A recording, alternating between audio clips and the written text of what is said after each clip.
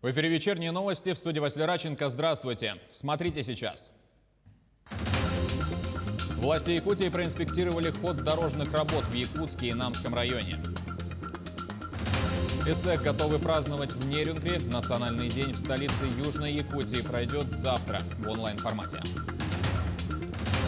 Подходят к концу мероприятия в Татарстане, посвященные дням нашего региона. О площадках, закрывающих события, расскажет наш корреспондент с места событий.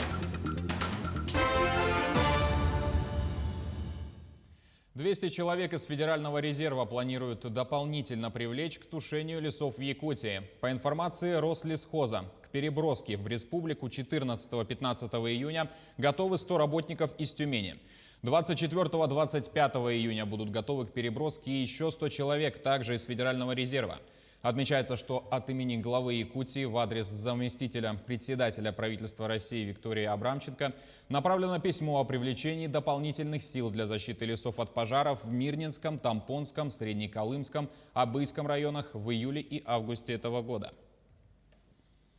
Напряженной остается ситуация с COVID-19 в нашем регионе. Еще 99 человек заболели коронавирусом за сутки, из них 59 в Якутске. 7 заражений в Мегино-Кангаласском районе, 6 в Вилюйском, по 5 в Амгинском и Усть-Алданском. Еще в 8 районах заболели от 1 до 3 человек. За сутки лаборатории республики провели почти 3000 исследований на ковид. Несмотря на то, что в наших районах выявляется небольшое количество случаев новой коронавирусной инфекции, тем не менее необходимо сегодня акцентировать внимание все-таки на наши северные улусы, где хорошо идет вакцинация. Но на настоящий момент в Якутскую республиканскую клиническую больницу у нас поступила беременная. И еще раз обращаю внимание беременных, что очень важно, чтобы члены семьи ваши сохраняли, непосредственно сохраняли вас, для этого вакцинировались. Беременная из Северного Улуса, и на настоящий момент, конечно же, она получает соответствующее лечение в больницах республиканского характера. На настоящий момент увеличилась нагрузка на санитарную авиацию в республике. Количество вызовов по различным случаям, которые относятся к категории именно сложных, категории тех, которые должны выполняться санитарной авиацией, увеличилась. В связи с чем еще раз призываем вас на необходимость соблюдения санитарно-эпидемиологических норм, независимо от того, в каком бы районе республики, улусе вы не жили, и какое количество случаев не выявлялось бы на вашей территории. 72% работников Центральной больницы в Усть-Алданском районе получили вакцину от COVID-19. Как рассказала главный врач Анна Петрова, вакцинация медработников началась с января. 7% не получивших вакцину – это сотрудники, имеющие противопоказания, а также кормящие мамы и беременные. Остальные ждут поступления новой партии препарата, либо имеют временный медицинский отвод. Как отметила главврач, из коллектива медиков всего за период пандемии заболело ковид 7 человек. Это 1,5%. К другим новостям. Реализация нацпрограммы «Безопасные и качественные автомобильные дороги» на территории Якутска и Намского района находятся на контроле республиканских властей. Сегодня первый зампред правительства региона Дмитрий Садовников провел выездное совещание по данному вопросу. В мероприятии приняли участие представители регионального Минтранса, главы пригородов столицы и Намского района. Так, на территории Якутска большая часть работ идет по графику. За исключением объездного шоссе, здесь подрядчик отстает почти на 3 недели от плана. Что касается пригородных территорий столицы и ремонтных работ на дорогах Намского района, больших замечаний не имеется. Подрядчики работают некоторые с опережением. Но есть вопросы частью городского округа, город Якутск по окружному шоссе. Там подрядчик опаздывает на сравнительно такой большой срок. Но будем требовать, чтобы он нагонный график уже составлен, чтобы он в колею вошел и своевременно сдал объект. Но в части других заказчики и стройконтроль больших тревог не проявляют. Но между тем строительный сезон только начался. И мы будем, как говорится, в еженедельном режиме мониторить и следить за тем, как будет проходить работа по дорожной сети. Семьи с детьми, путешествующие по России, смогут покупать билеты на поезда дальнего следования по льготным тарифам. Разницу между обычной ценой и ценой со скидкой перевозчикам возместит государство. Скидки будут действовать для поездок в купейных вагонах. Приобрести такие билеты смогут семьи с одним ребенком или несколькими детьми до 18 лет. Ограничений по маршрутам нет. ЭСЭХ готовы праздновать в Нерюнгре. Национальный день в столице Южной Якутии пройдет завтра в онлайн-формате. Что приготовили организаторы, узнала Ирина Кичигина. Земля Аланхо стала родным домом для людей разных национальностей и вероисповеданий. Например, в Нерюнгринском районе проживают представители более 100 национальностей. ЭСЭХ стал поистине всенародным праздником всех жителей древней легендарной земли Аланхо. Первыми в республике этот праздник начинают отмечать нерюнгринцы. И вот второй год мы уже проводим в онлайн-режиме шествия в национальных костюмах всех народов, проживающих в Нерюнгринском районе. Также мы проводим в онлайн-режиме конкурс, впервые в этом году провели по фольклору именно народа Саха. Дальше еще вот в третий год мы проводим тоже традиционно конкурс «Длинная коса Угун-Сугох». Пользуясь случаем, хочется от имени правления общественной организации Саха Аймах поздравить всех жителей республики. В начале июня состоялись съемки обрядовой части праздника. Так как в Нерюнгре празднование ЭСЭХа совпадает с еще одним праздником – Днем России, то все действие начнется с массовой картинки «Земля моя добрая», где приняли участие представители всех национальных общин Нерюнгринского отделения Ассамблеи народов республики, подтверждая, что мы тут живем большой, дружной и красивой семьей. Ну а потом, согласно традиции, наступило лето, прилетели стерхи, прошел обряд дымокура непосредственно, разумеется, проведет конкретный традиционный обряд алгыщит нашего Нерюнгринского района. Традиционно будет обряд кумысопития, и все завершится большим, ярким, массовым осохой. Также, по традиции, глава Нерюнгринского района принял символ власти дуага, возвестил начало празднования ЭСЭХа и обратился к нерюнгринцам с пожеланиями благополучия.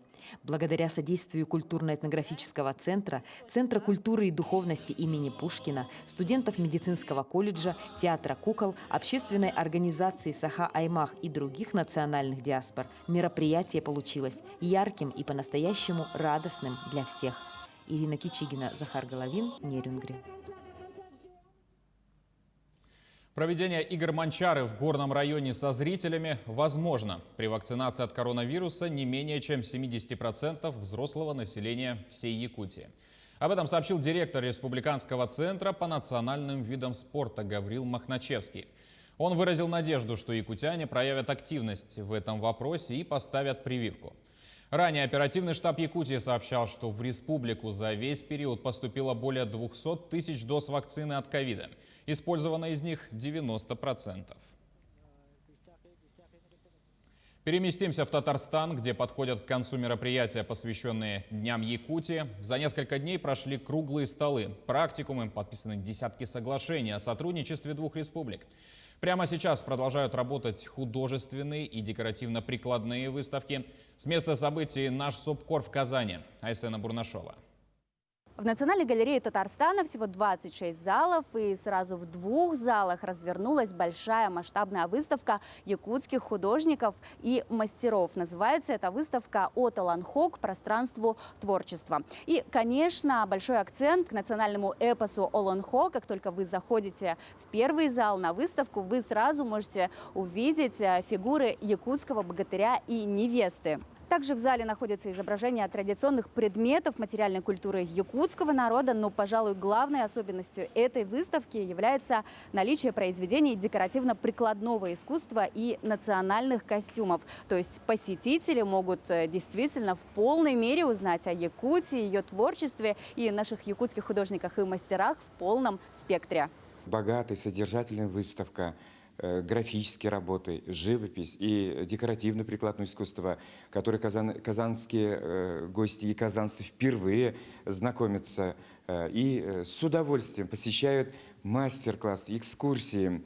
Национальной галерее выставка работает с 8 июня, и вот всего за 3 дня работы этой выставки в книге пожеланий мы увидели много лестных и добрых слов в адрес наших якутских художников, в адрес наших якутских мастеров. Жители Казани, туристы передают привет братскому народу Якутии и поздравляют всех с началом и продолжением работы Дней Якутии. И, конечно, следует отметить, что вот в рамках Дней Якутии в Татарстане в течение одного дня абсолютно на разных площадках города проходят выставки. И одна из них, кстати, располагается прямо напротив Казанского Кремля. Если вы перейдете дорогу, то вы сразу окажетесь в самом главном музее Татарстана, Национальном музее республики. И прямо здесь, в стенах этого музея, также проходит выставка «Ись онна ус». Декоративно-прикладное искусство народов Якутии из Якутского музея. Предметы выставки – это старинные изделия из дерева, серебра, бивней мамонта, меха и работы современных мастеров. Все они рассказывают посетителям о тонкой взаимосвязи и любви к природе якутского народа. Самый любимый экспонат мой, наверное, это календарь. Так написано на этикетке, наверное, еще рукой Катанова. Якутский народный христианский календарь. Он очень интересной формы для нас, спиралевидный. Календарь оригинальный, он сделан из пихты, значит, конец 19 века. На выставку «Ись онна ус» пришло достаточно много посетителей. Располагается эта выставка на 2-м этаже Национального музея. И предлагаю прямо сейчас послушать несколько комментариев. Во время выставки мы встретили и туристов из разных регионов и городов нашей страны, и даже наших земляков. Мне прислали в WhatsApp родные о том, что проходит Дни якутской культуры в Татарстане. Мне стало интересно, и я со своим другом пришел сюда посмотреть то, что принесли мои земляки. Достаточно интересно все это, как специальные очки использовали для того, чтобы солнце не попадало в глаза, чтобы спокойно ходить. Разные изделия из мамонтовой кости. Может, достаточно интересно, как они сделали так качественно это все. Я до Якутии никогда не добиралась, скажем так. Это как бы далеко. И когда мы воочию увидели, я считаю, что это людей объединяет. И это нужно делать, потому что мы все один народ. Я видела, как мы похожи друг на друга, в принципе. Что татары, что якуты. Мне кажется, мы одинаковые.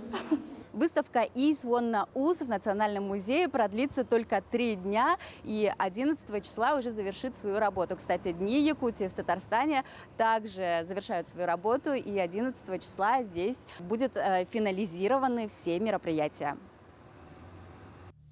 Ну а на этом пока вся информация. Спасибо за внимание и до встречи в эфире.